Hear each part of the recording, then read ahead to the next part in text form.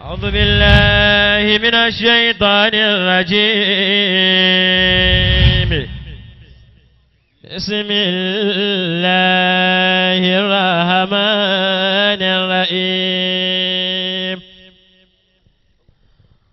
ربنا ظلمنا أنفسنا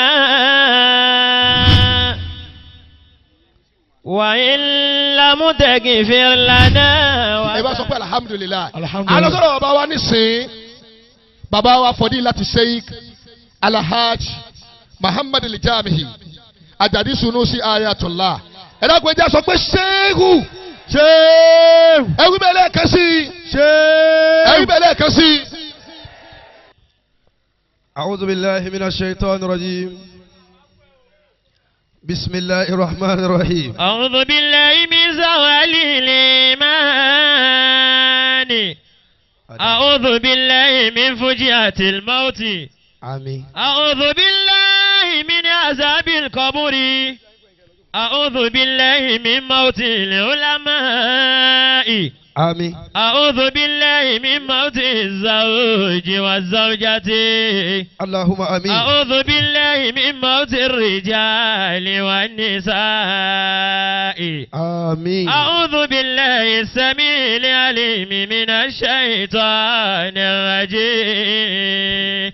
بسم الله الرحمن الرحيم. يا من في البار والبحر سبيله. الله. يا من في الآفاق آياته. الله. يا من في الممات قدرته. الله. لبيك اللهم وسعديك والخير كله في يديك. اللهم إني نويت أن أتقرب إليك بالوعظ والإرشاد وبالتلاوة اسمك العظيم الأعظم الأكبر الخاص بمقام رسول الله صلى الله عليه وسلم. هو نذير هو نذير هو نذير للكافرين وبشير للمؤمنين. وصل وسلم عليه وعلى آله وأصحابه وأزواجه وذرياته وآل بيته وسلم تسليما. آمين. الحمد لله الحمد لله الحمد لله رب العالمين. الحمد لله. gbogbo ẹni tó bá ní ohun tó fẹ́ gbà lọ́dọ̀ Ọlọ́run mo fẹ́ kẹ́ ẹ wí sókè ní ìsìnkú kan sọ́mọ̀ pé sallallahu alayhi wa sallam. إذا كان ذا كافرا جاز أمه.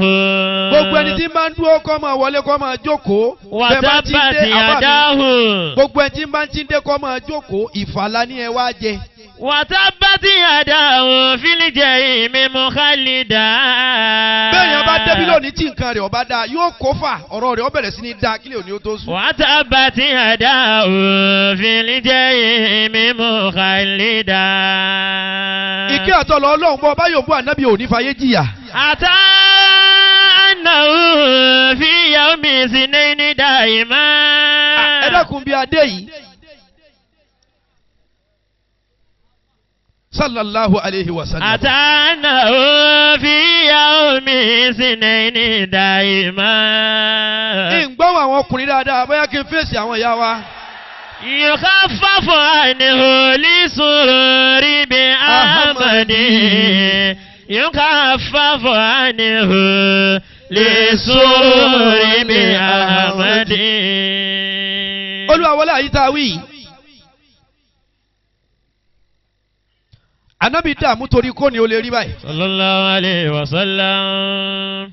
Ànábì ṣe wá síbi tí ń ṣe yìí njọ́ kan kẹ́ ẹ lè mọ̀ pé ó ṣiṣẹ́ kalẹ̀ fún wa ká lè rí oúnjẹ. Ló fi jẹ́ pé gbogbo ẹni ọba ti wà nù ọgbà pé mùsùlùmí ni mí ọgbà pé mo gbà fún Ànábì aṣọ ọ̀yà aṣọ òsì aṣọ ẹ̀sìn máa ń fàyà fún yẹn ni. Allahu akbar. Tá a bá yọ wà ní àtọ́ dàrú kò yẹ kó sọ lórí búnú wa mọ́. Allah. Tá a bá yọ ọwọ́ ẹ̀mí wa tí gbàgbọ́ rẹ̀ ò le koko mọ́ kò yẹ kó sì mọ fà á kò tó ra wọn nù wa mọ́ ṣùgbọ́n àníyàn ní fìyà jẹ ọ́ èrò ní fìyà jẹ ọ́ wọ́n pé yóò rí bẹ́ẹ̀ tó àwọn òpèsè yóò sì rí bẹ́ẹ̀ sá. wọ́n fẹ́ polówó ìsìlámù jọ kan. Ọkùnmọ̀lá. ìsìlámù tá à ń ṣe lónìí tó dọbẹ̀ tá à ń kagbádá tá à ń kẹwù tá à ń yọ yìí àwọn tí wọ́n fara jìyà tí wọ́n fara gbọ́fà Ọlọ́run bá kẹ́ wọn. Ulaika atba'un nabiyyi wa hizbihi. bẹ́ẹ̀ bá ti wọlé àyè pọ̀ ẹ̀ mọ́ bẹ́ẹ̀ ráyè jókòó mọ́ ẹ̀ mọ́ dúró. walawlahum ma kana fil ardi muslimun. walawlahum ma kana fil ardi muslimun. wọ́n fẹ́ polówó ìsìlámù ayọ̀ gba ìsìlámù jọ náà àwọn tọrọ yé lójókòó yìí méjì méjì mẹ́ta mẹ́rin márùn bọ́n ti ṣe ìsìlámù nù. wọ́n wá fẹ́ polówó ìsìlámù fáyé.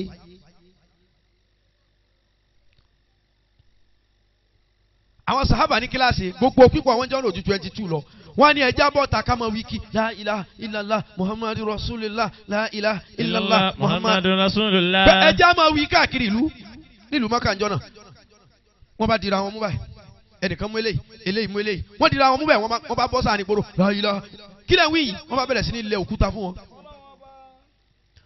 wọ́n bẹ̀rẹ̀ sí ní sọ òkúta fún wọn òkúta ń bà wọ́n lórí wọn padà ẹ̀jẹ̀ ń ya aṣọ funfun di pupa ó adùn ṣe bí ohun tọ́lọ́run fẹ́ àṣòro ṣe bí ohun tí ò fẹ́ ìsìláàmù tó bẹ̀rẹ̀ lábẹ́ ẹlẹ́njọ́ náà pẹ̀lú anabi al-ummiyin kọ̀mọ́kà sì darí ayé. Allahu akbar. Ìmáàmù Jazuli ti wá ṣàánú wa pin. Radiyallahu ta'ala anhu. Radiyallahu ta'ala anhu. Àmín. Ìmáàmù Jazuli ní Allahumma salli wa sallimu ala Muhammad adada man yamshi ala rijlayni wa man yamshi ala arba. Àbágbá ní Ọlọ́run kí ànábì ló ń ka gbogbo oye tí ń fẹsẹ̀ méjì rìn àti tí ń fọwọ́ mẹ́rin rìn. Wa salli alayhi adada man salla ala Muhammadin wasalli wasallimu ala Muhammadin adada man lam yusalli alayhi ẹni tó bá fẹ́ gba lẹ́tà ayọ̀ kó yòówù ànábì. Sallallahu alayhi wa sallam. wọ́n ní kọ́lá wọn kí ànábì níye ń ka ayé èèyàn tí ń sàṣàlátù kó tún kẹ́ níye ń ka ayé èèyàn tí ò ṣe ìsìláàmù tí wọ́n bẹ̀rẹ̀ pẹ̀lú ìnira tó wá dìdẹ̀kùn gbogbo ònira ayé rẹ wàhálà ayé rẹ òfò ìdààmú ogun gbèsè tó kó sí yóò dìrọ̀rùn lónìí. Àmín. kọ̀nà ọlọ́run ní nǹkan kan kí gbogbo owó ti dòkú. àìsùn lé ẹni ká fọrùn rọ ìbínú ọlọ́run ò débẹ̀ ni. jẹ́jẹ́ làwọn kan sùn ní Indonesia plane sì já wọlé wọn. jẹ́jẹ́ wọ́n sùn ohun tí wọ́n fi rọ́ ti ju ọrùn nìkan lọ kódà wọ́n ti fa ayé kọ́. Allah. yéè díẹ̀ ló kù kọ́kọ́ pa àwọn àsìkò ní ètò. ìpele mẹ́ta láyé náà nù pé kéèyàn ọ̀rọ̀ ayé wa kọ́ra ayé ṣe kó sì parí ẹ̀ dáadáa èèyàn máa ráyé wá tí ò ní ráyé ṣe méjìlá ayé nu kọ́ ṣayé tàbí káyé ó ṣe ọ́ ìkọ́sẹ̀lẹ̀ àbáyọ̀mí ń ṣe ayé báyìí ọlọ́mọdé ayé ó ṣe yín. Àmín. tán bá ń pé jihad wo ló tó ìtẹ̀yàn ṣe yìí. tó bá nínú àwọn tí ń na òpó tí wọ́n na àsíá ìsìlámù sókè ẹ ti wà nínú wọn báyìí tó bá jẹ́ pé gàbádà pé ṣé òjá mi wà mí ọlọ́run náà lè yan bá mọ̀ bàbá mi ti mọ̀ yìí ó tó fún lónìí ayé àti láti kíyàmá. Allah. Alhaji wa Abdul Wasi iṣẹ́ ọlọ́run là ń gbé káàkiri títí àtún àgbẹ̀ dọ́dọ̀ tí náà bá ti mọ̀ ṣe lọ́dọọdún ẹ rí i pé tọdún yìí tó ju tèsí lọ. Allahu akbar. oore tọdún tí ń bọ̀ fẹ́yìn náà yóò ju tọdún yìí lọ. Àmín. gbogbo yẹn ẹlọ́jọ́ Alhaji Abdul Wasi Àbáyọ̀mí àgbàlagbà ni wọ́n wá ìsọmọdé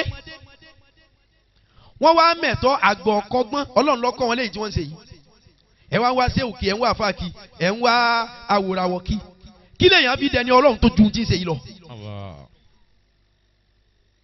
kí lèèyàn fi dọ̀rẹ́ ọlọ́run kí lọ́lọ́run fi síjú àánú wòyàn tó ju ti ń ṣe yìí lọ pẹ̀lú bílù ti rí pẹ̀lú bí lọ́la ti bàjẹ́ yìí Àbáyọ̀mí ayé yín ò ní bàjẹ́. Àmín. àjọṣepọ̀ tí ń bẹ láàrin ìwà ọlọ́run ò ní jẹ́ ó bàjẹ́. Àmín. àfaradà tẹ̀ ní látàná tó fi dòní Àbáyọ̀mí láfaradà ló fi rí báyìí. o ní láti faradà nǹkan kíbi tó ń lọ ó lè bá a là. ayé yìí ayé tẹ rí àdúnìyà hiyal haribu ogun láyé rìmúùtù tí tẹlifíṣàn tí ò ní rìmúùtù láyé. ayé òde òní ayé ti dẹrùn gbogbo nǹkan ló ní rìmúùtù kódà fáànù ní rìmúùtù AC gbogbo ẹ̀ mọ́tò gan ní rìmúùtù nísì ṣùgbọ́n ayé tá a wà ń bẹ̀ yìí kò ní rìmúùtù tẹlifíṣàn tí ò ní rìmúùtù láyé ìwọ ló dìde ló change chánẹ́ẹ̀lì rẹ̀ táyé rẹ̀ ọba lọ dáadáa ìwọ ló dìde ló tún ṣe yọ̀ọ̀dà lórí ìjókòó kò ní da tíbìlà òfin fan. Allah. nbí ọwà náà ni yọ̀ọ̀dà àbàtẹ̀yàn jẹ́ bọ́ọ̀ bá bàtẹ̀yàn jẹ́ àwọn kan fẹ́ bàtẹ̀yàn jẹ́. khalaqakum min kafirin wa minkum mu'minin rí sí téèyàn àwọn kan fẹ́ rí sí tiẹ̀ tó bá ń rí báyìí fẹ́ nìkan tí ń ṣe dáadáa ẹ má ṣàdúrà fún. báwo yẹn bá ń bínú yín àbáyọ̀mí ẹ má bẹ̀rù igi tó bá ní èso là á máa ju òkò fún. Allahu akbar. igi tẹ́sọ̀ rẹ̀ bá pọ́n pé máńgò ọ̀gẹ̀dẹ̀ pé èso eré ẹ̀ dáa ni. ọwọ́ ń pẹ́ bí mo ti wà ní ládùúgbò yìí kò sọ́tà mi ń bẹ̀ kò sóríire rẹ ládùúgbò yẹn ni. ní gbogbo olú yìí kódà àwọn ìbínú èmi o kí ni wọ́n fẹ́ bínú lára rẹ èyí ilé ọkọ̀ ọ̀rà iṣẹ́ òrìṣe ọwọ́ ń pẹ́ kí ni wọ́n á kùtù wọn bínú. Kárúnà ló ní owó jùlọ tí fi ní owó gbogbo òkúta tẹ rí lẹ́lẹ̀ yìí owó Kárúnà ni. ẹ má ní àwọn òfò ní kó báyà. ọwọ́ nítorí pé mo jìyà kí n tó débi tó dé yìí ìwà ní kí n ló ní ọya hun àwọn kan jìyà kò já síbi kankan. kò nọ́lọ́ ní kankan ó lè ṣe wàhálà tó fi kú tó ní jèrè rẹ̀. tọ́ bá wá jèrè rẹ̀ fi mọ Ọlọ́run tọ́ bá fi ṣe ìgara kan Ọlọ́run kan lápá ni. Allah. ó ṣe bẹ́ẹ̀ fáwọn kan. Kárúnà ní owó ẹ má jẹ́rú ọba yìí ìfaradà ní ẹni ọwọ́ ń wá ọ̀tá kì í inú àwọn tẹ́ ń jọ ń sùn tẹ́ ń jọ ń jí náà lọ́tà ọwọ́ ń wá ọ̀tá kì í pé wọ́n láwọn kan lè fẹ́ pa mí ẹ má bá ń wo kọ má wo kọ gbogbo ẹni ọba tì mọ́ tó ní yẹ sà inú àwọn tí ó pa ọ lọ́wọ́ Allahu akbar. inú àwọn tó fura sí. gbogbo ẹ̀yin tọ́wọ́ yín ti ń dẹnu àwọn yín tẹ̀ ń tí ń rí nǹkan kéní nǹkan kejì mú ẹ mọ́ sàṣùpara bẹ́ẹ̀ bá hó ṣe sérí ẹ lajú. ẹ ń wẹ̀ lọ́wọ́ ẹ wá sáwẹ̀ wá ti hó ṣe ha ẹ lajú ayé sòrò. bẹ́ẹ̀ bá sùn ẹ mọ́ sàṣùpọ̀ yẹ bógìgì bá kọjá ẹjí. gbogbo ẹ̀yin tọ́lọ̀ ń bá wa ń kọ́ mọ̀ ṣe tẹ́ ẹ bá ti lọ da gbogbo dáwọ́là yín aláàtàtì zìlìlà sábẹ́ bòógì ọlọ́run nǹkan ò ní ṣe lóńtọ̀ ọ̀hún Kárúnà ní owó èmi ò tí ì lọ lówó tó tó. Allahu akbar. Musa ló jí odò lówó ọlẹ́ ẹnìkan ọlọ́run wò mọ́ yẹn la. àwọn olóore rẹ mọ́ sọ̀tà wọn kí wọ́n ṣe fún wa ẹsẹ̀ owó tẹ fún wa ńgbà náà ká da padà ẹni òfò ni ọ́. ẹni ó sì ọ́ lóore rí wọ́n á ń pé ọ̀dà gbogbo àgbọ̀ ẹ̀sìn ẹ̀yin lẹ́sẹ̀ báyìí fún wa ẹ̀sìn owó nǹkan da padà ha ó dàbí kéèyàn máa sọ pé kéèyàn máa sọ fún ìyá rẹ̀ pé òun kó mílíkì wá òun fi ṣe pàṣípààrọ̀ ọ̀yàn tó ń mú láyà rẹ̀. Allahu akbar. sọ́jọ́ra wọn. bọ́ bá sọ̀rọ̀ fún yẹn dúpẹ́ gbogbo ẹ̀yin tẹ̀ ń gbé ayé rù ibi ayé parí sí ọ̀dà inú kùndú láyé parí sí tẹ́ ẹ bá tẹ̀ láyé ẹ tẹ̀rì inú kànáà láyé parẹ́ sí gbogbo ẹni ó bá tẹ̀ láyé yọ parẹ́ pẹ̀lú ẹ̀ ohun tábàyọ̀ mi ń ṣe yẹn tí ò tí bẹ̀rẹ̀ nu yín kọ́ lọ́ọ́ fi kún. Wa akumullah. Musa sọ Kárúnà dolówó tán gbogbo kò tẹ́ ẹ bá wà ẹ fara dàbí tí mo rí ẹ má jọ ọ̀rọ̀ òdùn yín èmi lọ ń sọ̀rọ̀ síbà ọ̀tọ̀ lọ́hùn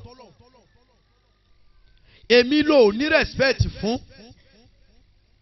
ẹ má wò yá tí ń bá mi sọ̀rọ̀ ibà ní ọ̀pọ̀ mi léyìí ó ju ìyàwó rẹ lọ tí ń pè ọ́ lóko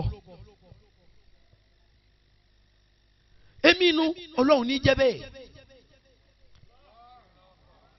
Lillahil kamal. Kárúnà débi tí ń lọ tán owó dé Musa ní ẹ máa yọ sàká ẹ ṣètò lọ́hùn. Kárúnà ní wàhálà Musa ìdí fẹ́ máa pọ̀jù o wá sí lóun ṣe fún wa ìwọ tún ní elétò owó tó fẹ́ tọ́ra rẹ̀ dà gbọ́ ló tó fẹ́ di finance minister.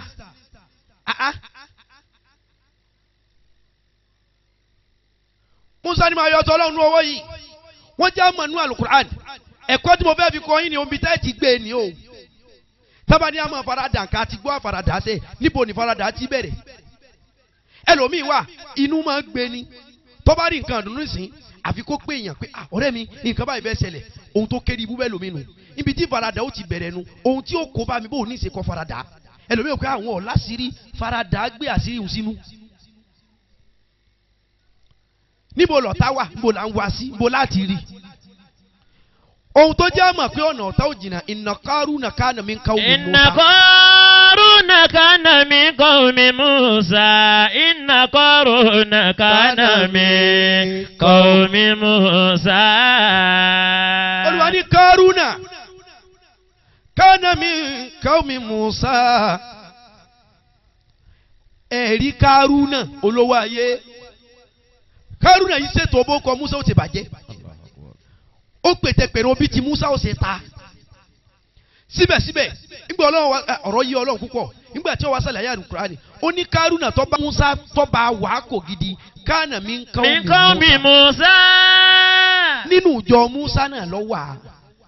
Àwọn tó ń fura sí tí wọ́n ní ọ ṣọ́ra fún lára yín náà ló wà. Allahu akbar. inna Qaruna kana min qawmi Musa. فبغى عليه ولست أرى السعادة جمع مالي ولكن تكي وسيد ولكن تكي وسيد ولست أرى السعادة جمع مال ولست أرى السعادة جمع مال Alhaji Suleiman Alao Malaika. ولست أرى السعادة جمع مال ìmẹ̀kúlọ̀ wọlé yìí bẹ́ẹ̀ bá kí wọ́n tẹ́ ẹjọ́ ولست lóko. أرى السعادة جمع مال àwọn àwọn mi bolẹ̀ fàgá Alhaji Suleiman sí. ولكن تكيه وسعيد ولكن تكيه وسعيد Inna Qaruna kana min qawmi Musa. إن قارون كان من قوم موسى فبغى عليه وآتيناه من الكنوز. Alhaji Suleiman kan ìyàwó bi. إن قارون كان من قوم موسى. إن قارون كان من قوم موسى فبغى عليه وآتيناه من الكنوز. ohun tí mo fẹ́ kẹ́ ẹ mọ̀ aládébẹ̀ yìí. وَاكُمُ اللَّهُ. ẹni Ọlọ́run kí ní kí ẹni Ọlọ́run pè ní pè. وَاكُمُ اللَّهُ. Àlùbáríkà tí ń bẹ lára Alhaji Suleiman tó wọlé mo fi kí wọn. وَاكُمُ اللَّهُ. kò sí ohun tọ́lọ́run fún yàn láyé tí bá a lẹ́rù àti gbà á ayé ò ní torí ẹ̀ parẹ́ èyí tọ́lọ́run fún yín kò ní dojú ẹ̀ dé. àmín. ládùn tí mo ní Ọlọ́run agbọ̀dọ̀ gbà ṣe ayé wa parẹ́ ni. Alhaji Suleiman ẹ̀ ń ṣe ẹ̀ mọ̀ ṣe ẹ̀ sì gbé ẹ̀sìn sójú ẹgbẹ́ sọ́kàn ẹgbẹ́ sára. Allahu Akbar. Ọlọ́run ó hold ẹ̀yin náà in high esteem nílé ayé yìí àti lálẹ́ kìyàmà. àmín. Inna Qaruna kana min Inna qawmi Musa. Qaruna kana min qawmi Musa. ọ̀rọ̀ tí ń bọ́ bọ̀ ẹ má wọ́ ta síbi kankan ara yín lọ́wọ́ ẹ má wọ ẹni tó lè ṣekú pa yín ara yín lọ́wọ́ o Ọlọ́run ní ẹ̀bẹ̀ Ọlọ́run nìkan ní sọ ẹ̀dá kò síbi èèyàn máa rásọ tí ọ̀tọ̀ tó lè sọ rẹ̀ ọkùnrin kan bẹ ẹ lọ́ mọ̀ wọn ara yín Àbáyọ̀mí àti gbogbo ẹni tí ń bẹ láyé kálukú gbogbo ó ṣe wọ̀. Inna Qaruna kana min qawmi Musa. wọ́n ní ẹ̀rí Qaruna tó bá Musa ṣọ̀tá kana min qawmi Musa. ìjọ Musa náà ni àdìbò mi ti sí ìyá tó fọmọ ẹ̀ dájọ́ òun náà ló bí bàbá tó fọmọ ẹ̀ sọ́wọ́ òun náà ló bí ẹ̀gbọ́n tó bá tàbúrò jẹ́ òun náà ni ọmọ ìyájọ ni wọ́n kò síbi ẹ̀ máa rásù àfikẹ́ bọ́lọ̀ ndòwò pọ̀ irú tábà omi ṣe yìí èyí tí wọ́n ń ṣe yìí ní jọ́lọ́ wọn sọ yàn kò sí ẹni ó lè sọ rẹ̀ ọkùnrin kan bẹ kèé wọ mọ́tò. Àbáyọ̀mí arákùnrin kan bẹ àgbàlagbà ní bó ti dàgbà tó kì í wọ mọ́tò bàbá kí ló dé àní mọ́tò àlọ́ làyàn mọ́lẹ̀ kọ́ pààyàn yóò wá fi ẹsẹ̀ rìn láti ọjà lọlé yóò fẹsẹ̀ rìn láti ilé lóko kì í wọ mọ́tò. Allahu Akbar. Táńtọ́ lọ́hùn alẹ́ lè sọ́ra yín àfi kẹ́ ẹ bẹ Ọlọ́hun kó ṣọ́ yín alẹ́ máa ra sọ́ òǹdè yín ò ṣiṣẹ́ pààrọ̀ yín ò ṣe nǹkan kan àánú Ọlọ́run lẹ́ ń bá pàdé bàbá yìí kì í wọ mọ́tò nítorí accident kò fẹ́ kú ó wá dúró lẹ́gbẹ̀ẹ́ títì ń tọ̀ tirẹ́là sí ìyá ọ pa. Allahu Akbar. lọ́gbọ́n mo lóògùn mo ní kíní kan kò sí òtí ń jẹ́ bẹ́ẹ̀.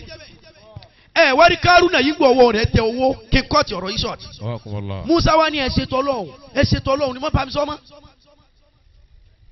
ana khairu minka. èmi Kárúnà yìí mo lóore jù ọ Musa lọ. ana tu mali owó ń bẹ lọ́wọ́ mi aziki ń bẹ lọ́wọ́ mi owó gidi ṣẹ̀kẹ̀rẹ̀. láàrin ọdún kan àwọn géńdé tí wọ́n gbé wéètì àwọn bánsà ni wọ́n máa bá Kárúnà gbé kọ́kọ́rọ́ tí fi tilẹ̀kùn bí tí ń gó góòlù sí. Kárúnà ọ̀nà owó máa ń gbòó débi kan góòlù níná. àwọn géńdé àwọn bánsà tí wọ́n ti gbé wéètì tí gẹ̀ wọ́n ti ya. gíláàsì òṣìdádùn kọ́kọ́rọ́ ni wọ́n ń gbé kọ́kọ́rọ́ yàrá tí ń ti góòlù mọ́. wọ́n jẹ́ àmọ̀ pé láàrin ọdún kan géńdé 13 ní máa gbé kọ́kọ́rọ́. ẹ wá wòye yàrá yàrá kọ̀ọ̀kan bí ó ṣe pọ̀ tó tí àwọn tí ń gbé wéètì kọ̀ọ̀kan máa gbé tí wọ́n fi pé 13. ẹ wo bó wọ́n ṣe tó.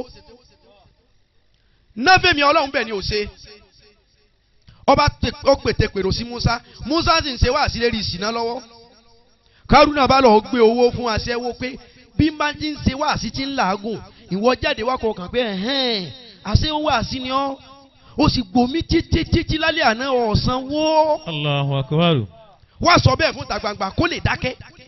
aláwọn tí ń sọ yín Ọlọ́run ní ẹbẹ̀ kọ́ sọ yín. àwọn tó fẹ́ ta kálukú lọ́fà wọ́n bẹ́ ń kọ̀rọ̀ ayé. ẹjọ́ jẹ́njọ́ mu ọmọ wọn torí wọn kọ́ sójú pé mi ní pa ọ́. ẹ bọ́ lọ́hùn gbòwò pọ̀ gbogbo àlejò tí ń bá sàn wọlé tí wọ́n máa bọ̀.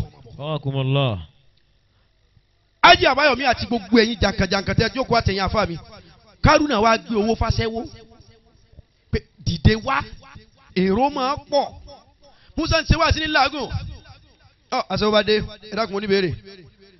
Musa ló kọ yín náà bismillah bẹ́ẹ̀ ni ń ṣìyàn mú. ẹ jẹ́ ń wà tẹ́lẹ̀wọ́ yín àwọn náà ni ẹ jẹ́ ń wẹ̀yìn ọrùn yín ojú mi ọ̀tá mi jẹ́ ẹsẹ̀ mi o gbogbo wá síbáṣe kò bẹ́ẹ̀ ni ẹ pẹ́ mọ̀ mi ẹ̀ mọ̀ ohun tí mo yà sí tán ẹ̀ mọ̀ ohun tí mo yà sẹ́yìn ẹ̀ mọ̀ bá hàn mi ti rí gbogbo ìjọba tó wá sí máa yín ní agbára gan o ẹ̀mẹ́sàn kéèrè àgbà mo sá fún mo sùn báyìí kọ̀sánwó bá mi sùn lánàá kọ̀sánwó gbogbo wá sí bá dàrú pé yéè ìwọ tó ń ṣe ọ̀rọ̀ Ọlọ́run fún wa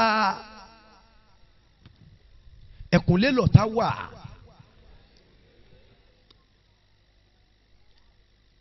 àwọn èèyàn gbẹ́ èrò nǹkan tí ọ̀dà wọn bá ní pé Musa. inú ànábì Ọlọ́run tí ò ní sùúrù Musa mbẹ́mbẹ́. alayhi salatu wa salam. inú rẹ̀ ti rú kí leléyìí ọba kéma. ìwọ bí mo ní kó sòdodo ìsà dákítà ni tọ́ ọ bá lè sòdodo fún mi wo bí tọ́ dúró tì mí ń pè kọ́ lọ́wọ́ kẹ́ ọ tọ́ ọ bá ti kọ̀ tó irọ́ náà lọ́pàá ń pàṣẹ ní sinú tí n fi ń bọ́lọ̀ sọ̀rọ̀ pé kọ́ parẹ́. Allahu Akbar. bó tilẹ̀ kẹ́ ọ̀ya wèrè tó kọ̀ èrí kú ni. Musa kéma ẹ̀rúbà ohun tọ́lọ̀ ń fẹ́ ṣe ni o. ayé burú nísìnyí èèyàn ní kàìkàlẹ̀ yàn ọmọ èèyàn lè fi wọ́n jèlé sóúnjẹ fún yàn ẹ̀ sì jọ jẹ́ òun gbà kó òun ó kú àníwọ̀ náà ó kú. Allah. tẹ́ ẹ bá hó ṣe sórí ẹ máa yájú. bí Musa ṣe ké mọ́bìnrin yìí ara rẹ̀ balẹ̀ ń jẹ́wọ́ àwọn ni Kárúnà náà sì ń bẹ́ wá sí kẹmọ́rẹ́ yàn ọmọ òbí máa ń pè àwọn ni Musa gbé sani lágọ̀ ẹ̀ òní Kárúnà ni Kárúnà kí mo ṣe fún ọ Kárúnà kí mo ṣe fún ọ Musa ọ̀sẹ̀lẹ̀ nu gbọ́ ọlọ́wọ́ òjíjọ́ mú ọ ká máa sọ̀rọ̀ ẹ wá lọ ká máa sọ̀rọ̀ ẹ lọ tó bá mú nǹkan ẹni òfò ni wọ̀nyí Musa ọ̀dàkùn náà ni ọ̀sẹ̀lẹ̀ ni wàhálà rẹ ti pọ̀ èmi wàhálà mi pọ̀ èmi tí ń bẹ lọ́nfọ̀ tó erí báyìí ọ̀dà àtiwọ́ àti ń tó ní ẹ̀ mọ̀ wọlé dòkúta. Allahu Akbar. njọ́ tí n bá ti ń dà fún ọ̀lọ́tà rẹ peléke ọ wà ní faradà pẹ̀lú ayé tọ́ba níbi tí ń gùn ọ lọ́tẹ̀ èèyàn ń lo oko parun tẹ́ jẹ́jẹ́ ẹ lọ́ọ́ ní faradà kò sí ohun tó yí sí láyé gbogbo ẹni ọ̀gá ẹ lọ bí wọn fẹ́ dàbí lágbájá Ọlọ́run jò jìyà bí rẹ̀ àní kálukú ń faradà títí bí débi tó dé ni kò ṣeéṣe ká bí ọmọ lónìí kó rìn lónìí ẹ lọ́ọ́ sọ́ra yín ẹ ní ìfaradà pẹ̀lú gbogbo nǹkan bil khulq wa bil haraka. ìwà yín ọ̀rọ̀ yín ìṣesí yín ẹ máa ní faradà pẹ̀lú ẹ̀ ìbínú tán nǹkan bàjẹ́ ẹ ṣe sùúrù bí wọ́n bá bú yín ẹ faradà bí wọ́n bá gbìyànjú yín ẹ faradà lópin ìgbà tí páńpẹ́ tí wọ́n di ọ̀bá ti mú yín ìfaradà àwọn ẹ̀ fi ń jọ́sìn fọlọ́ ni. Allah. gbogbo ẹni ọwọ́ wà sí lónìí tí ìwé ìbànújẹ́ bá ń bẹ nínú lẹ́tà tọ́lọ̀ ń kọ fún ọ ń sọ pẹ̀lú agbára rẹ̀ tí ń bẹ lára mi lẹ́tà ìbànújẹ́ ó di lẹ́tà ayọ̀mọ́ lọ́wọ́. Amiina. mo fẹ́ kẹ́ ẹ ní ìfaradà àwọn lárúbá pé kíní kan ní al-ihtimal wal-ihtiram ìní ìfaradà àti lápọ́nlé lára. tẹ́ bá níbo kùn ṣe ń wúruru rẹ̀ wà ruru tí ẹni tó jàre ọba farabalẹ̀ tí ó sì ní ìfaradà yóò dẹ̀bi. ó yẹ kó o ti là ti pẹ́ àìní ìfaradà ni. ohun tó ṣe fún mi yìí ń ṣe tèmi padà òsì ká di méjì. ìfaradà ni ó jẹ́ wọ́n dọ̀ba gbogbo ohun tó ń ṣẹlẹ̀ láyé lónìí àwọn àgbáyé tí ó dáa jù ìfaradà ló gbé wọn débẹ̀. ẹ jẹ́ n fi kíní kan ṣe example.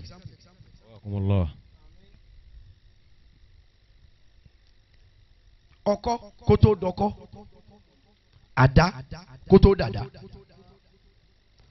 tọ́ba délé alágbẹ̀dẹ wọn ó kì í bọ́ná irin lásán wọn ó kì í bọ́ná ó lójú irin wọ́n ń ṣèkà fún. wọ́n kì í bọ́ná yóò pọ́n tọ̀tọ̀tọ̀tọ̀ wọ́n ó fi ẹ̀mú mu ẹni ó kì í bọ́ná náà lè fọwọ́ mu. kìí ṣe anabi dáúdà anabi dáúdà nìkan lọ́wọ́ ṣe bẹ́ẹ̀ fún sakharallahu li dáúdà hadida. ọlọ́run fún anabi dáúdà irú ní dẹ́bi sẹ́tẹ́ǹtì yìí tó ń bá débi yóò máa fọwọ́ hun bíi kéèyàn máa hun irun ni. Allah. tó bá kiri gbóná bọ́ná ẹni ó kì í bọ̀ tó bẹ̀ kọ́ fọwọ́ ẹ̀ mú yóò fi ẹ̀ mú lágbẹ̀rẹ̀ yóò gbé sórí àpáta wọ́n bẹ̀rẹ̀ sí ní fọmú wú gbà lójú orin wọ́n ní lára. wọ́n tún kì í bọ́ná tí ọ̀bá rọ̀ dáadáa wọ́n tún yọ wọ́n tún lù gbà títí àdá ó fi pẹlẹbẹ títí ọkọ ó fi dà bó ti dà ọkọ yóò fi rí bí wọ́n ti fẹ́ kó rí. tádà bá wá ń sanko yóò mọ̀ sí farafara tí ọkọ bá ń kọbẹ̀ yóò mọ̀ sí farafara kó tó bẹ̀rẹ̀ sí ní ṣe bí tí ń ṣe ọgbànú náà. tọ́ba ní ẹ ó ti lè ju ìní ṣe gbogbo ọmọ tí bá ń bẹ̀rù àti ṣubú kò ní dìde. Allah. ẹ lọ bí gbogbo àwọn tí wọ́n fọwọ́ wọ àyà lónìí tí wọ́n pè no problem. tí wọ́n gbà pé ṣé o tẹ́ fẹ́ nu no problem. ha wọ́n ti kọjá nínú nǹkan tó gbóná. téèyàn bá wá ní faradà lórí gbogbo nǹkan tó bá ní faradà ayọ̀ yẹ o ẹ sì ní faradà pẹ̀lú ọlọ́run ẹ ṣe kí ni mo wí torí pé ahasibanna. ahasibanna so ayutiraku ayakulu amanna wahum la yuftanu. gbogbo ẹni wọ́n wà pé òun fẹ́ fi òní gba dáadáa kó sọ pé Allah. Allah. ahasibanna. ahasibanna so ayutiraku ayakulu amanna wahum la yuftanu. ẹ ní ìfaradà ta ló kọ́ ní ìfaradà pẹ̀lú ẹ ọlọ́run. gbogbo ẹni tí ìsìn ọlọ́run ọba ti tẹ́ lọ́rùn kò sí nǹkan tí ó ṣe láyé tí ó tẹ́ ara yé lọ́rùn. ọlọ́run pọ́n lẹ́kọ̀ọ́ máa ń pè ń fẹ́ yìí kóòtù olóògbé lọ ọ̀pá ọlọ́run yẹn ń pè ń fẹ́ yìí ẹ jẹ́ kálukú lọ sọ́ra. wọ́n gbé owó wá fún ọ ó gbé ọlọ́run mo dúpẹ́ wọ́n ti gbówó yìí dé o ọlọ́run ló ní wọ́n gbé dé njọ́ wọ́n bá gbé gbàjúdé náà ọlọ́run ló gbé wá. Allahu akbar. ẹ má fi ìwé tẹ̀ ẹ́ hádà lórí rẹ̀. ahasibanna so ayutiraku ẹwà ọ̀yá wọn ti farabalẹ̀ wọ́n ha kò sí ariwo. ayakulu amanna wahum la yuftanu. ọlọ́run ní gbogbo èyí tẹ́ ẹ bá fẹ́ púrúfù pé gbèmí ọlọ́run gbọ́ ahasibannasu. ahasibannasu. ọlọ́run ní sẹ́yìn ọmọ èèyàn ẹ̀ máa sọ pé anígbàgbọ́ nù ọlọ́run we believe in your holiness. ayutiraku ayakulu amanna. we believe in your oneness. You are the Almighty. We believe in your kingdom. Ọlọ́run ní sẹ́ ẹ̀ máa sọ pé ẹ gbà mí gbọ́. Ẹ máa sọ pé tèmi lẹ́sìn. Ẹ máa sọ pé mi ní pa yín. Ẹ máa sọ pé mi ní jì yín. Ẹ máa sọ pé ẹ gba Ọlọ́run gbọ́. Wahum la yuftanun. Wahum la yuftanuna. Ẹ máa sọ pé ẹ gbèmí Ọlọ́run gbọ́ mi ò ní padà ó kàn yín wò ni. Ibi tá a ti ní farada ni ẹ o. Gbogbo sẹ́tẹ̀nì kọ̀ọ̀kan bá ń ṣe Ọlọ́run ọdẹ sọ̀rọ̀ síbẹ̀. Tọ́ ọ bá ti sá fún sọ̀rọ̀ tiẹ̀ bá ọ. Allah. Ibi tá a ti bẹ̀rẹ̀ farada gbogbo àwọn tọ́ra ẹsẹ̀ yìí ń bẹ pẹ̀lú farada. Ta ni wọ́n fẹ́ jọ? Wọ́n sọ̀rọ̀ sí lásán lọ́ọ́ da ogun ẹ̀rú. Ẹ má pariwo mọ́. Wọ́n sọ̀rọ̀ sí ọ lásán lọ́ọ́ da ogun ẹ̀rú. Àwọn aláàánú rẹ̀ sì ń bẹ́ẹ̀ wá ní ẹni a ní ká gbéṣẹ́ fún ni kì í gbọ́ kì í gbà lélẹ́yìí o. Ẹ máa farada àmọ́ ibi tọ́lọ́run fẹ́ gbà yọ. Allah. Ànábì ṣe wá síjọ́ kan wọ́n sọ òkò fún. Sallallahu alayhi wa sallam. Ẹ sọ pé sallallahu alayhi wa sallam. Sallallahu alayhi wa sallam. Ànábì ṣe wá sí. Wọ́n bá lẹ òkúta mọ́ Ànábì Muhammad sallallahu alayhi wa sallam. Òkúta bá ba léyìn eyín bá kán. Àbọ̀ olóko àtẹ̀yìn àfọ̀ àmì tẹ́ jókòó. Òkúta bá ọ̀gá léyìn báyìí eyín bá kán dànù. Pọ̀. Allah. Ọ̀rọ̀ ní Jìbìrìlù lọ́ba kí ni kí n ṣe? Tọ́ba ní kí wọ́n di eru kí wọ́n di eru. Tọ́ba ní kí wọ́n dilẹ̀ wọ́n dilẹ̀. Tọ́ba ní wọ́n domi wọ́n domi. Tọ́ba ní kí wọ́n parẹ́ wọ́n parẹ́. Kí ni kí n ṣe? Ó Ànábì ní Allahumma adihim fa innahum la Allahumma ya'lamun. adi qawmi fa innahum la ya'lamun. Ànábì ní wọ́n Ọlọ́run nǹkan ẹyọ kan mo fi ọba mi fi ṣe wọ́n.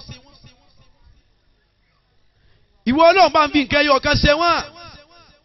Ọlọ́run ní kí ni kí n fi ṣe wọ́n? Ó ní ìwọ Ọlọ́run bá ń fọ̀nà mọ̀ wọ́n tí wọ́n bá mọ̀ ní ohun tí wọ́n ṣe wọn ò ní ṣe. Allahu akbar. Ó tí mo fẹ́ kó bá Ànábì bá ti ní kára àmọ́kọ̀ parun ni ń bo láde sí lónìí. Allah. Ìfaradà tó níyè ṣe torí tiẹ̀ nìkan torí táwọn ọmọ rẹ ní. Tẹ́ bá sì fẹ́ mẹ́ni ó fẹ́ràn yín ọjọ́ tẹ́ bá ti promise ẹ̀ pé ẹ fẹ́ fún ní nǹkan kó dijọ́ nǹkan pé ò sí mọ́ bójú rẹ̀ bá ti rí lẹ́ẹ̀dùn mọ̀ pé ó lò sí lélẹ́yìn kò fẹ́ràn mi. Allahu akbar. Tọ́ bá fẹ́ mọ̀ rẹ̀ gbé ẹ̀mí rẹ̀ lórí kíní kan pé má wọlé lọ́la wá gbé Camry. Wá kò lè mo tí wọ́n fi kọ́kọ́ Camry lẹ̀ wá gbé lọ́la ọ wá di ọ wá ní ẹnìkan wà sá pàdé ní Dubai mo padà fẹ́ gbé fún. Ṣé máa ti pé ìwọ́n dáadáa ìwọ́n rédèrèdè ó ti mọ̀ pé ohun tó fẹ́ gbà lọ́wọ́ mi ló jẹ́ ọ̀sọ̀rẹ́ mi. Allah. Ọlọ́run ní sẹ́ẹ̀ máa pẹ́ fẹ́ràn mi. Ahasiban nasu an yutraku an yaqulu amanna wa hum la yuftanun. Ṣé máa sọ pé gbàgbọ́ nù ìjọba mi kí n má fi nǹkan kan kàn yín wò tẹ́ ẹ bá fẹ́ mẹ́ni ó fẹ́ràn yín ohun tí ń fẹ́ fi láà lójú tí Ọlọ́run bá ń fi nǹkan kan dààmú rẹ kì í ṣe gbọ́n èjì rẹ ó fẹ́ dírìlì rẹ ni. Allah. Dírìlì lọ́lọ́run fẹ́ ṣe kó dírìlì èèyàn gbẹ kó fún èèyàn gbẹ pé ńgbà tí ọba sí option kankan mọ́ ṣé yóò sì gbára lé mi Ọlọ́run dírìlì lọ́lọ́run ṣe fún ọ ìdán wò pé ẹ̀fínàmà ṣé yóò lọ wọ́n ní ọ̀lọ́ ẹ̀fínàmà ṣé yóò lọ wọ́n ní ọ̀lọ́ ẹ̀dàbò ṣé yóò lọ kọ̀ lọ. Allah. Wọ́n bi Musa jọ́ kan pé kí lórí fi Ọlọ́run wé. Ànábì Musa. Alayhi salatu wa salamu. Ó ní ohun tẹ́mi rí fi Ọlọ́run wé kò ṣeé gbèjà ni o. Allah. Wọ́n ní sí òsì ànábì Ọlọ́run níbẹ̀ ni. Àkọ́kọ́ láyà dín lùrọ̀ bí. Wala yansa. Ọlọ́run ò ní ṣìnà kò sì ní gbàgbé nǹkan ọmọ tí ń ṣe. Ájì Àbáyọ̀mí Ànábì Musa ní kò ṣeé gbèjà ló kọ Ọlọ́run lọ́dọ̀ tòun pé fún Ọlọ́run ní definition lọ́dọ̀ tiẹ̀. Ọmọ tí wọ́n bí tí wọ́n sọ ń dá yìí sí ẹ mọ̀ pé nǹkan kan ṣáájú. Dá yìí sí dá ìró ẹkún dayọ̀ ẹ mọ̀ pé nǹkan kan ti gbóná pé ó ẹkún yìí padà di ayọ̀ àkọ́bí èèyàn jẹ́kún dayọ̀ tí èsì pé èèyàn ti sunkún ọmọ gbáà. Kí ló dàpé definition tọ̀tọ̀ ní kálukú fún Ọlọ́run kí ló rí pé Ọlọ́run Musa ní kò ṣeé gbèjà tí Ọlọ́run bá ń dìrìlì yín Ọlọ́run ẹ̀ ṣe ká o Ọlọ́run ẹ̀ ṣe ká o God is good all the time Ọlọ́run dá rere lọ́lọ́run ṣe lójoojúmọ́ wọ́n bi Musa Àbáyọ̀mí kí ló dé tó fi pe Ọlọ́run bẹ́ẹ̀ gbogbo ẹni tó wá wá sí lónìí ẹgbẹ́ lẹ́tà ayọ̀. Alhamdulillahi rabbil alamin.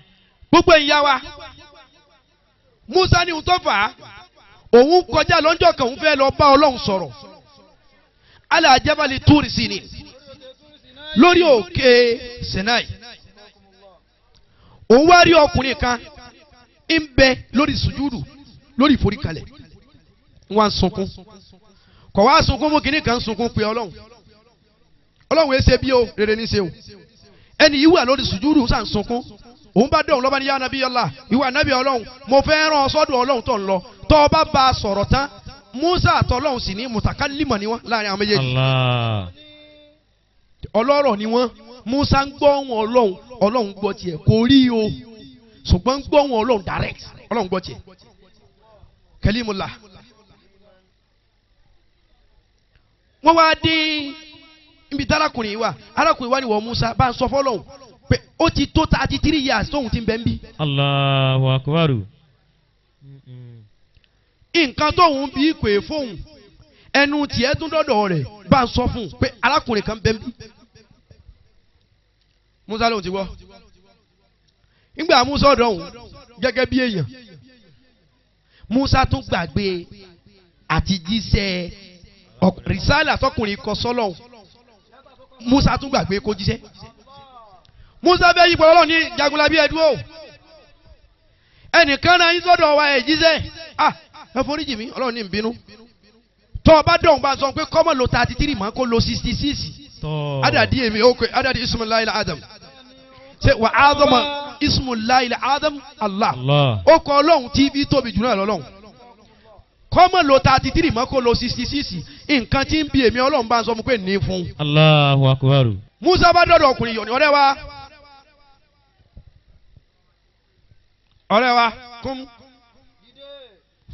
kum ya ahi kum. ìdí ọ̀rẹ́ mi tó rán mi sọ́lọ́run dìde. Unzur hina. wo báyìí nbí mo ti lọ bọ́lọ̀ sọ̀rọ̀ nù unzur hina wo bí. wo bí tí mo ti ń bọ̀ látọ̀dọ̀ Ọlọ́run ni. ìmọ̀ràn kan lè mí rí fún ọ má sì lọ́hùn má máa lọ lé.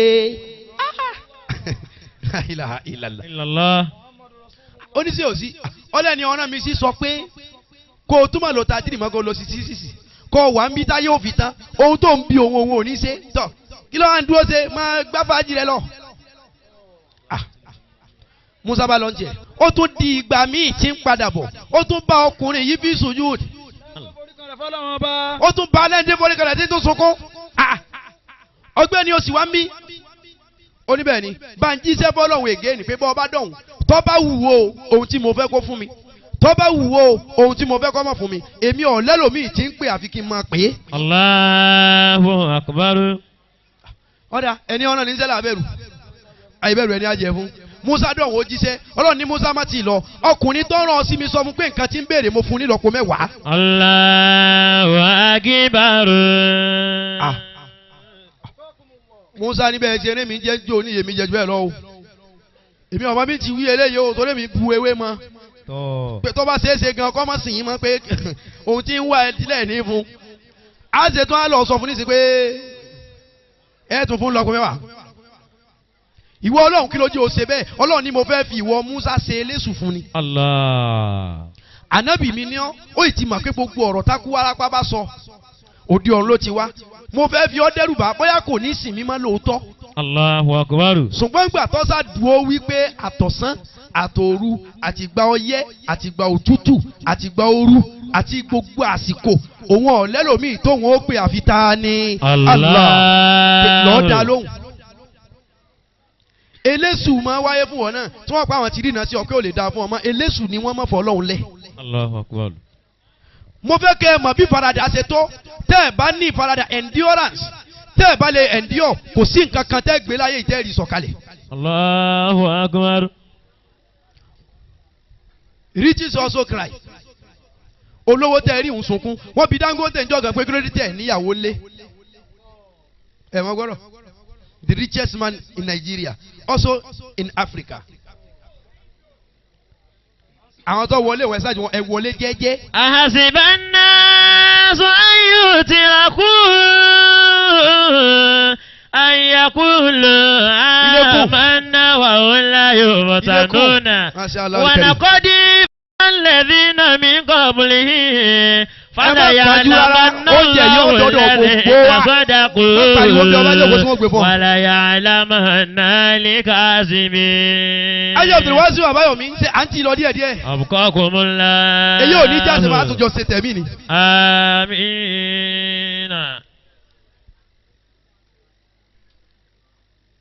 tí nǹkan ò bá rí bẹ́ẹ̀ ti rí bẹ́ẹ̀ ti fẹ́ ẹ má jà kàn Ọlọ́run dán yín wò ni àlọ́ fẹ́ fi nǹkan gbọ́ ẹ wo ìrẹsì tá à ń jẹun yóò ti kọ́ gbóná yóò sè torí kó lè dùn jẹ ni o kò yí sí o ìní ìrẹsì lára o ìní ẹ̀wà lára o ata tẹ́ ń gbá ẹ̀yin tẹ́ ń gbá ẹ̀ lè dúró tì ẹ̀ ń sín ẹ̀ ń húkọ́ ìní òun náà lára ṣùgbọ́n kó lè dùn lo àmàlà. Allah.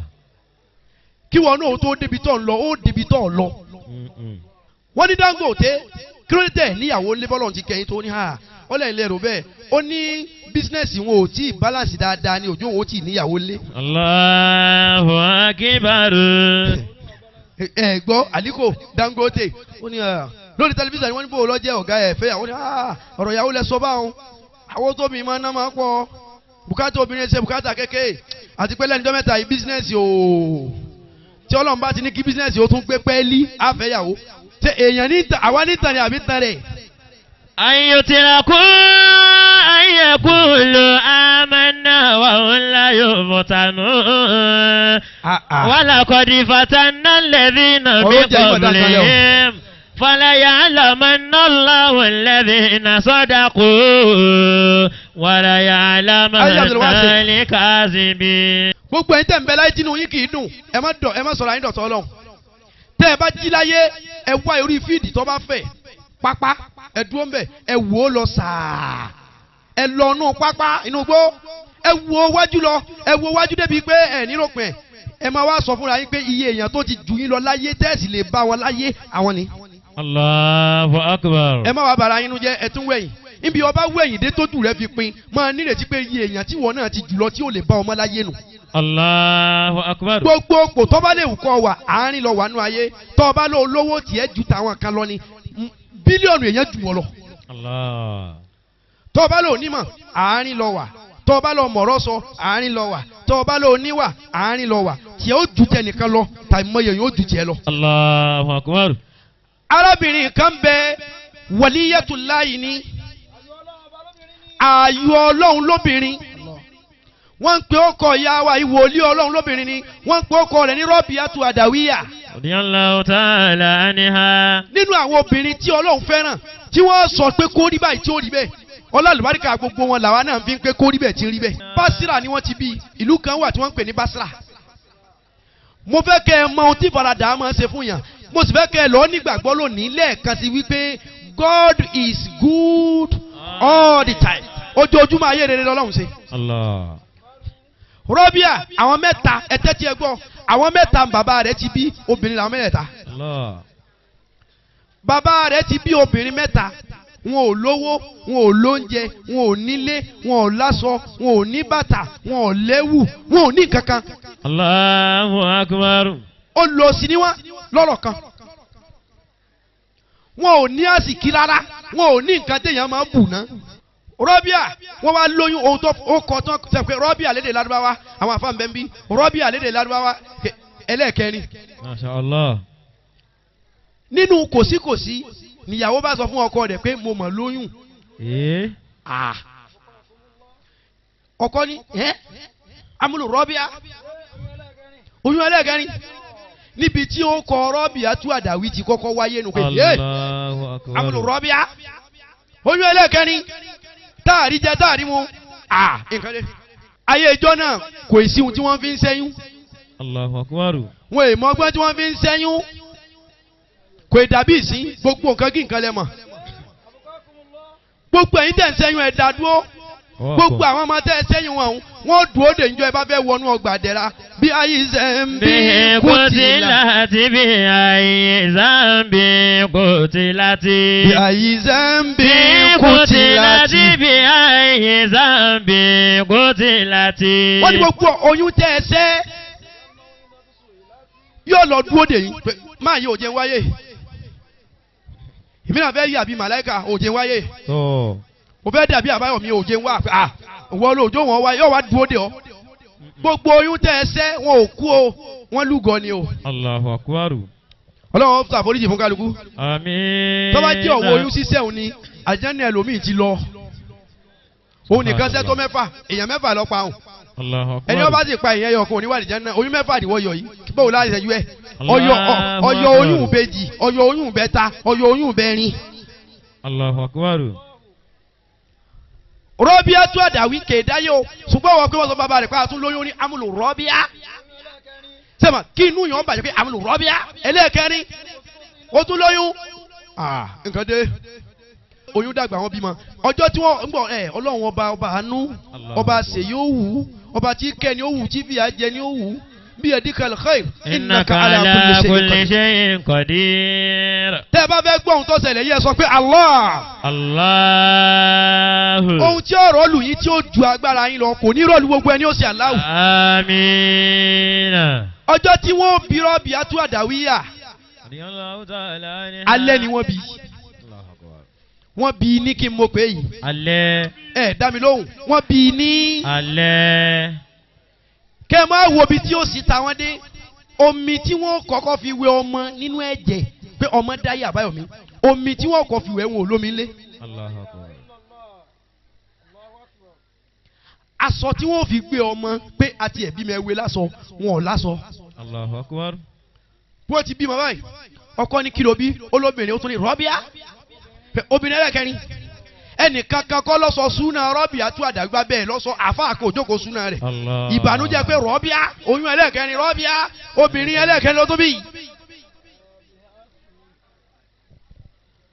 bàbá bá sáré jáde ń bá ń kalẹ̀kùn ẹ dákun ẹ bùn wa lómi ẹ dákun ẹ bùn wa lómi ẹ dákun ẹ anídìí máa wù ẹ dákun anídìí omi pé àtúbímọ abẹ́lẹ̀ kẹrin ẹ fún wa lómi ká fi ọmọ tá a bí. òru ló bímọ kò lómi tí èwẹ́. Allahu Akbar. òsì tí ó lé ọ títí tó fi bá sọ̀rọ̀ délé ọ̀tá rẹ kò ní bá ọ kò ní bá mi. Àmín. wọ́n bá fún lómi ọlọ́wẹ́ mọ́ kò sásọ ṣòkòtò tí ń bẹ́ ń díẹ̀ tó ti ya ìyá ń jẹ àwọn èèyàn ẹ máa jáde ìyá ń jẹ àwọn èèyàn ẹ máa jáde ṣòkòtò di bàbá Rabiatu Adawiya kí ló wí. kọ́díkọ́tà àti ó ti ya ọsà bọ̀ gbùrù ṣòkòtò yíya yìí náà ọba gbọ́ àbáwọ̀mí ọba mú ọmọ ọba kì í bọ́nu ṣòkòtò pé òtútù mú. òsì náà wá pọ̀ débi pé epo tí wọ́n fi tan náà fìtílà wọn ò tún ní. epo téèyàn ìtàn náà fìtílà wọn ò ní. ìyàwó bá tún ní ọkọ mi lọ tọrọ epo wá mo fẹ́ kẹ́ ẹ bọ́ bá rí fara dà á ìwọ ló jèrè jù. Allahu Akbar. nǹkan tí ń bọ̀ ó tóbi jù yìí tí ń bẹ lọ́wọ́ rẹ lọ lọ́ọ́ gbà bẹ́ẹ̀ ṣẹ́dídú wa abùsìrù ṣẹ́dídú wa abùsìrù ṣẹ́dídú wa abùsìrù. ẹ pé kí ni ìtumọ̀ rẹ̀ ẹ lọ́ọ́ nírètí kẹ́sì máa dunnú be hopeful and be happy. ṣẹ́dídú wa abùsìrù. gbogbo condition tó bá wà be hopeful and be happy. máa nírètí pé àyọ̀ dà tí wàá tún dà ju àwọn kan lọ and be happy jẹ́nu rẹ̀ ọmọ dùn. torí gbogbo ẹni tí ìbànújẹ́ bá ti hàn lára rẹ̀ kò ní concentrate lórí gbogbo tó bá fẹ́ ṣe. wọ́n sọ fún bàbá Rabiatu Adawiya pé àwọn ò lépo epo ń bẹ́ ń di òòsà ẹnìkan ò lò bó o ní di garawa mẹ́ta ń bẹ́ ń bẹ́ garawa mẹ́rin ń bẹ́ ń bẹ́ lọ́ọ́ bu epo ń di òòsà tó bá fẹ́ tanná. Allahu Akbar. adáwòde ìwọ náà tó ń pín owó àràmù ni ọkàn wá ní ẹja sáré na gbogbo ohun tí máa ń jẹ́ àràmù ni alhalal bayyinun wa kazal haramu bayyinun. ọlọ́run ọ̀ma mo dọ́gbọ́n sí i. wọ́n ní kí bàbá Rabiatu Adawiya pé bọ́ bá fẹ́ lo epo fi tanná epo ń bẹ́ di òòsà lọ́bù. ọ wá dúró pé wàláhì ní gbogbo di òòsà. àbẹ́ olóko wàláhì ní gbogbo di òòsà tó bá jẹ́ kó di òòsà ọlọ́run yà mú mi wá wàláhì ní gbogbo di òòsà ìfaradànù kò ní nǹkan míì tí ó jẹ.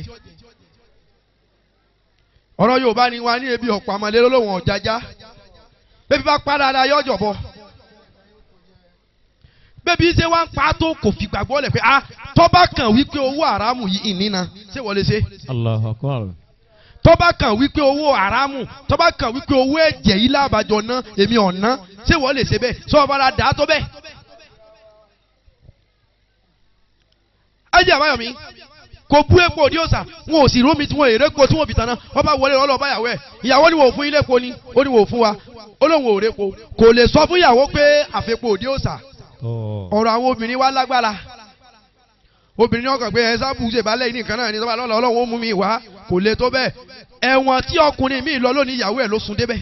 Allahu akbar. pé ẹ̀sìn bí lẹ́yìn tòní tẹ́kàn bá wọn sọ pírẹ́sàn ẹ̀fẹ̀ sani máa bá wọn lọ gbogbo ògbà ẹgbẹ́ kan rómú alẹ́ ká gbalẹ̀ kẹ rómú alẹ́ ká sọdún ọkọ ń bẹ lẹ́wọ̀n nísìn ẹlòmíì ní tún gerí òun. Allahu akbar. àní tọ́bẹ̀ ebi lè kankan aráàmù ẹ̀ yà fún. bàbá wa ní òun ò répo ń bá ń sunkún pé ìyá jẹun títí lòun fi bímọ mẹ́ta ọmọ ẹlẹ́ẹ̀kẹrin ìtún aburú àwọn òró mi wẹ̀ nú ẹ̀jẹ̀ àwọn ọ̀rá sọ gbé àwọn òrépo taná ìbànújẹ́ yìí ló fi sùn ọba sùn ó gbé orí lé orúnkún rẹ̀ kò sí Haji Suleiman kò sí oorun téèyàn máa ń sùn tójú oorun fàyàbalẹ̀ téèyàn ó forí léra rẹ̀ lórúnkún tí ó sùn oorun nira ni oorun bíi wọ́n sọ fún mi pé stand sit there ọ̀gbọ́dọ̀ dìde oorun kéèyàn wà lọ́wọ́ punishment ni ó mú yẹn tí ó forí lé orúnkún rẹ̀ tí ó sì sùn ọjọ́ gbogbo yín ti sun oorun bẹ́ẹ̀ kẹ́yìn ronú sí wò pé ìjọ́ òun ló ti sùn tọ́ káàkó tó forí lé orúnkún kẹ́yìn oorun fàyàbalẹ̀ òsínbẹ̀ kódà bá fẹ́ sùn nù pléènì ayé àforí lé sí ti tẹnìkan ni àbí kára tẹ́ lọ ẹ̀yìn díẹ̀ téèyàn bá jókòó tẹni tó wà tolerance fi sí ti tiẹ̀ fi gún lẹ́yìn wọ́n fẹ́ ara lágídí ọkàn pé excuse bó ti wá sùn tó forí lé orúnkún ìmọ̀lẹ̀ kan wá yọ sí lójú oorun ìṣerú ya ni rà á núra fi náà omi yìí ó rí ìmọ̀lẹ̀ kan lójú oorun ìmọ̀lẹ̀ wọn sọ pé òun ni ìmọ̀lẹ̀ anabi Muhammad. Sallallahu alayhi wa sallam. ẹ yóò bọ́ anabi kẹ́ sórí rẹ̀. Sallallahu alayhi wa sallam. ẹ yóò bọ́ anabi Muhammad dáadáa. Sallallahu alayhi wa sallam. ìmọ̀lẹ̀ náà sọ fún pé òun ni ìmọ̀lẹ̀ anabi.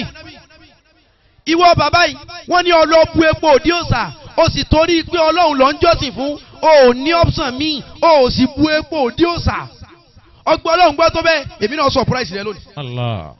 ìmọ̀lẹ̀ wa ní báyìí o dìde lọ́ọ́ bá Isa Sadani ẹnìkan ní jẹ́ Isa Sadani òun ni Malikul Basra òun ni ọba Basra ń jọ́ náà ọba ìlú wọn tàbí ká sọ pé bíi gọ́vnà ìmọ̀lẹ̀ wa sọ pé òun ni ìmọ̀lẹ̀ anabi lọ́ọ́ bá Isa Sadani Isa Sadani òun ni gọ́vnà àbí kí n pọ́ bá lọ́ba sọ fún pé máa ń ṣe àsàlátù fẹ́mi ànábì fi kulli yawmin mi'ata salat ojoojúmọ́ ayé yìí máa ń ṣe àsàlátù 100 fẹ́mi ànábì sẹ́yìn gbọ́ wọ́n ní kí bàbá yọ ọ́ lọ bá ọba kọ́ máa wá kọ́ lẹ́tà kan kọ́ pé lẹ́tà yìí wá mi ayé mi Rasulullahi sallallahu alaihi wasallam pé lẹ́tà yìí wá látọ̀dọ̀ ànábì pé ìwọ Isa Sadani ọba àlù yìí ó máa ń ṣe àsàlátù 100 salat fún anabi lójoojúmọ́ wọ́n fi kulli yawmi jumu'ah gbogbo ọjọ́ Jímọ̀ ó máa ṣe mi ata salawat ó máa ṣe 400 asalatu fún anabi. Sallallahu alayhi wa sallam. ṣùgbọ́n ìjẹta Jímọ̀ tó yẹ kó o ṣe asalatu 400 ọgbàgbé o ṣe fún díẹ̀ yìí èmi anabi fáìnì rẹ ẹni tó mú lẹ́tà wáyé fún un ní 400 dinari. Allahu akbar. ó bàbá yìí bá tají alania dinari sì lágbá dinari wọn nala ijó ni dinari yẹ sẹgbẹ dọ́là 400 dinari jọ́nà bí kó pé kéèyàn gba 4 million. Allah. torí pé kò bu epo òdi òsà ọba jí ọba mú lẹ́tà anabi sì ní ọkọ ọmọ kọ pé wọ́n lọ kọ́ pa anabi ní kọ́ lẹ́tà yìí ìwọ lágbájá ojoojúmọ́ lọ́wọ́ máa ṣe àsàlátù 100 ọjọ́ Jímọ̀ ó ṣe 400 Jímọ̀ jẹta ọgbàgbé ò ṣe fún di eléyìí mọ fáìnì rẹ fún ẹni tó mú lẹ́tà yìí wá ní 400 dinari. ọba kọba ilé ọba ya ó délé ọba wọn ọjọ́ wọlé láti bọ lọ́dọ̀ anabi. Sallallahu alayhi wa sallam. anabi ò sì sí láyé mọ́. Sallallahu alayhi wa sallam. àníhun tí ọlọ́run ò lè ṣe ò sí nọ́mbà ní èèkan bẹ́ẹ̀ tí ọlọ́run bá dé kíní jẹ́ ọmọdé ni mi ọmọdé ọ̀kan oore. ọba gbọ́ kí wọ́n látọ̀dọ̀ anabi ọba bá jáde pé ẹjọ́ wọlé ẹ má pariwo mọ́ pé ẹjẹ́ àlejò mi ọ wọlé kí ló dé ọlá nàbì filẹ̀ tààrà mi wá ayé ṣòro ọ̀rọ̀ tí n sọ fún ilé ẹ̀kan nu ayé ṣòro ọlá nàbì ló filẹ̀ tààrà mi wá ó ní mo gbọ́ ohun tó wà ń bẹ̀ fúnra rẹ̀ náà ni ọjà lẹ́tà ni ọkà tọ́ ayé le àmọ́ fúnra ẹni ọba ní fúnra ẹ náà ni ọjà wà ní bismillahir rahmanir rahim هذه رسالة من رسول الله صلى الله عليه وسلم. lẹ́tà yìí wá látọ̀dọ̀ anabi Muhammad. ya maliku Isa Saddad. ìwọ ọba Isa Saddani fi kulli yawmi ojoojúmọ́ ìwọ yìí ó máa ṣe miyata salawati ala nabi ó máa ṣe asalatu 100 fa nabi ọba ni ha. bó ló ṣe mọ̀ wa fi kulli yawmin wa fi kulli yawmil jum'ah ojoojúmọ́ ọjọ́ Jímọ̀ ó máa ṣe asalatu 400 salawati ala nabi ó máa ṣe 400. bó ló ṣe mọ̀ walakin ṣùgbọ́n o Jímọ̀ jẹta ọgbàgbé kó o ṣe àṣàlátù 400 fanabi. ìmọ̀ sọ fún olórí pé lóòótọ́ ni ọjà ṣe ọba sọ fún olórí pé lóòótọ́ ni ọjà anáti àṣàlátù oorun tá a sùn ní ànántì. fún di eléyè mi ànábì fáìní rẹ ọkùnrin tí ń ka lẹ́tà yìí fún ní 400 dinari.